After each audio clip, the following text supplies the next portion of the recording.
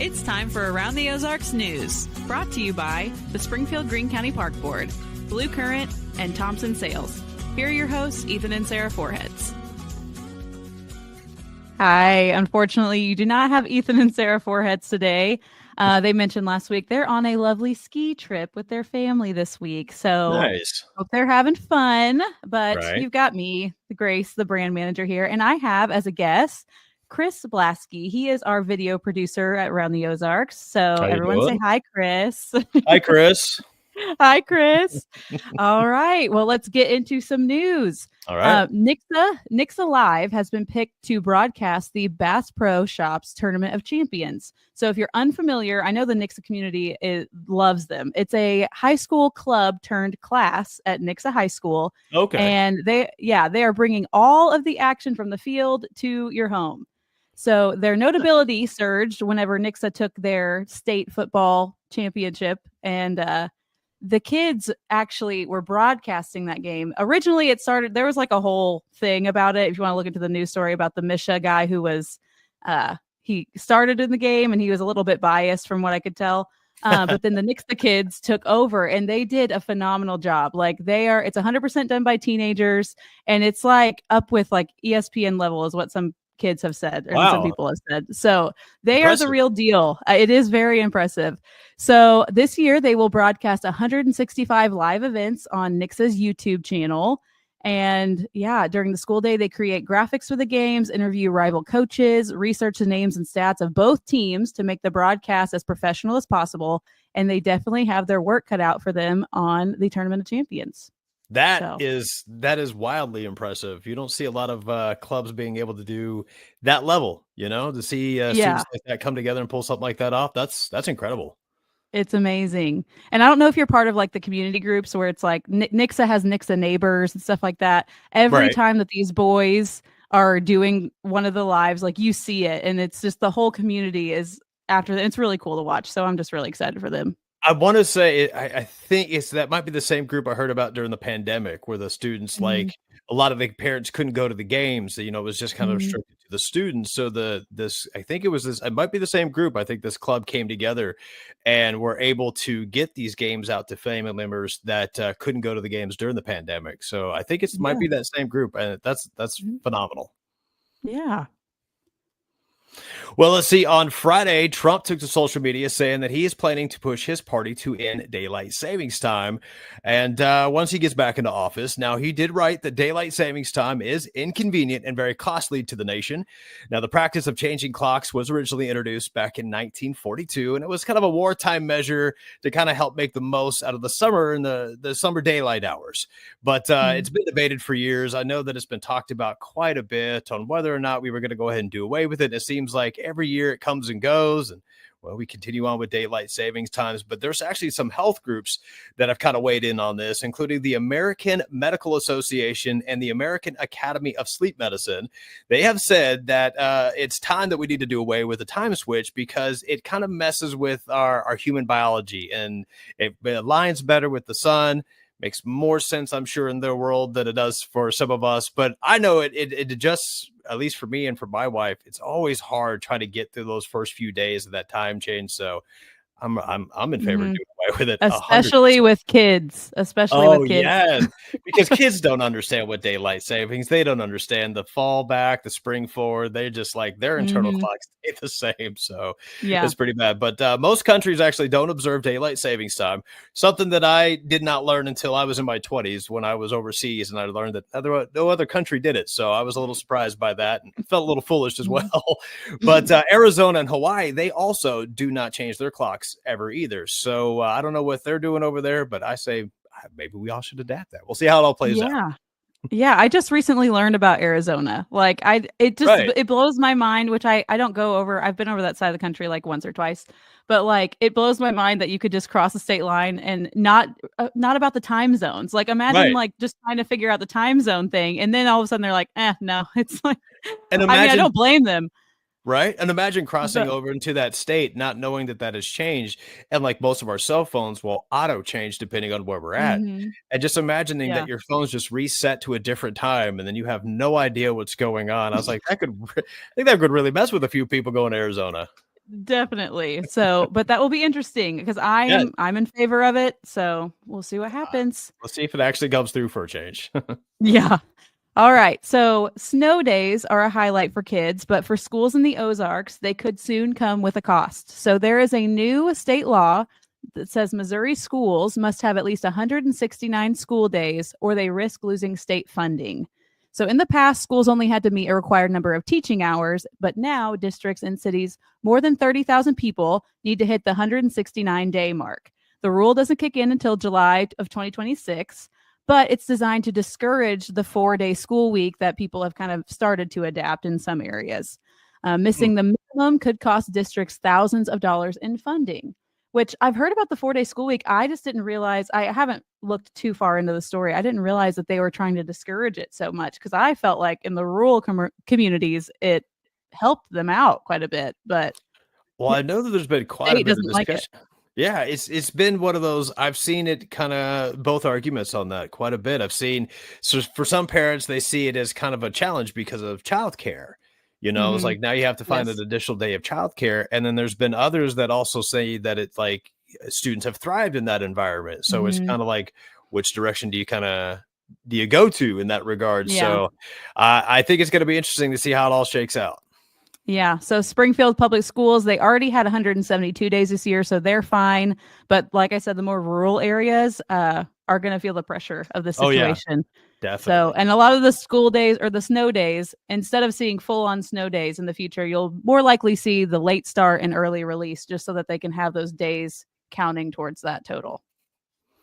Well, I do know that apparently there has been multiple people that have been receiving a scam call claiming that a warrant has been issued for their arrest. And I've heard this story been circulating for some time now, but apparently there is this getting claims that there's a warrant out for their arrest, and it's all coming apparently from the Christian County Sheriff's Office. They're saying that they've been receiving a lot of these scam calls or complaints about these scam calls of people calling in and finding out what is going on. And what the scammers are telling them is that they have failed to appear for a grand jury hearing, which this apparently was allegedly sent by the mail. Now, Sheriff Brad Cole has advised the following for any individual that comes across one of these scams is if you receive a suspicious call claiming to be from the sheriff's office or any law enforcement agency, do not take it for face value. To contact the Christian County Sheriff's Office directly and to verify the authenticity of the call. And as always, never send any money, gift cards, or any form of payment to anybody over the phone ever. Yeah, those have been very prevalent lately. Like it's kind of crazy that I just Right. never answer my phone at all, which is probably bad. Right. But like if it's somebody I don't know, it's like if it's important, they'll leave me a voicemail. So I just leave it at that.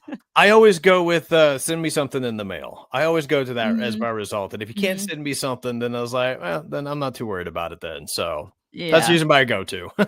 Yes. All right. Well, we love our nonprofits here at Around the Ozarks, and Help Absolutely. Give Hope is a children's nonprofit that's been serving the Ozarks for over 40 years now, and they're going to be distributing Christmas gifts to and household essentials to 156 families on the 17th and 18th, which is tomorrow and Wednesday. And then this year's effort will bring joy to 664 individuals by providing not only requested gifts, but also the practical needs like beds, furniture, and large appliances. So, Wow. yeah, I didn't really hear a lot about, I haven't heard a lot about this nonprofit, honestly, but a friend actually shared this with me, and it's a really cool thing.